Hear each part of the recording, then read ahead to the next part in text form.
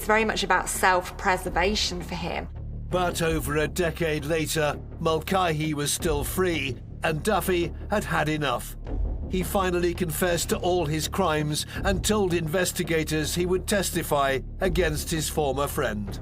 It was almost as if he considered this was an act of betrayal of what was a unique and wicked bond. For decades, these were so poles apart now across the courtroom. And police began to suspect that David Mulcahy may have become active again. They had a DNA profile for the attacker. Mulcahy was brought in, questioned, they took his DNA and it didn't match.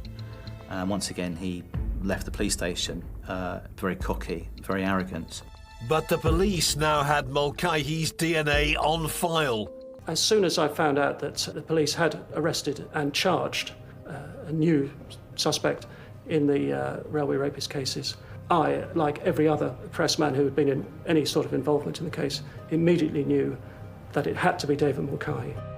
He thought they were just clutching at straws. He thought that this was just another attempt to arrest him, which was going to fall through.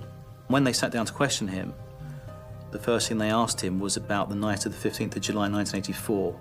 On February the 2nd, 2001, the jury had made a decision on the fate of David Mulcahy.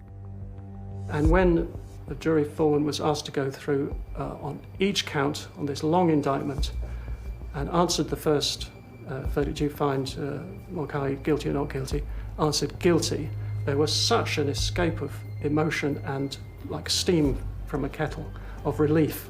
And then it went through the indictment, guilty, guilty, guilty, guilty, guilty.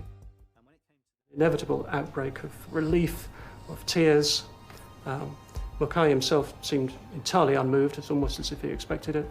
And it was an extraordinary scene at the Old Bailey, even by the Old Bailey standards. And David Mulcahy had nothing else, no other way of hurting those victims anymore. So as he walked out of the dock, he looked over at two of the victims sitting in the public gallery and smirked at them. It was his last desperate act of revenge. And then that was it.